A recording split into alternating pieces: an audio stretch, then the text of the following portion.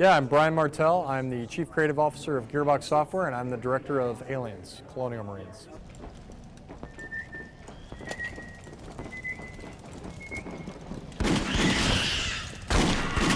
You have kind of, it's a shooter, so you need to have diversity of gameplay throughout. You need to have times where it's high action, which of course you expect from the movie, and then you have to have these moments where it can get really slow and quiet, and you can really take in the sort of scare qualities that you expect out of a little bit of a horror movie.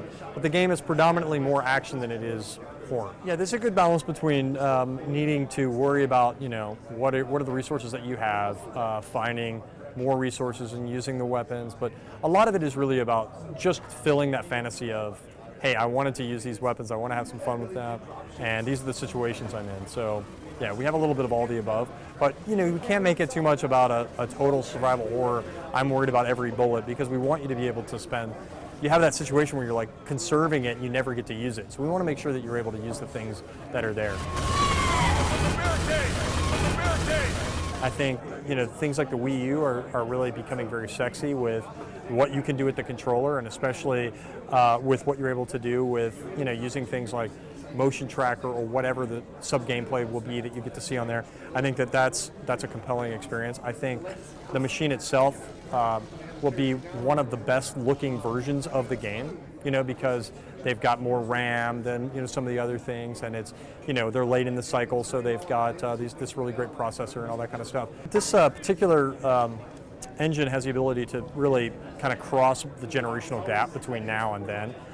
We're not worried about that too much. I think that part of the learning of getting to this point allowed for us to know what the consoles can actually do, to be able to render the way we need to render, and be able to put the kind of fidelity that we have in the environments that you expect from what you would see in the movie and that kind of thing. So that's kind of where we are, and we've worked really hard. We've got some great guys who've done just tons of excellent work to get the render the way we want. And it's hard, it's not easy work, and so it takes some time. We have to be true to the Aliens, to the Colonial Marines side of the experience. It's good to not have the Predator kind of mixing it up, because I think what ends up happening is you end up spreading yourself too thin.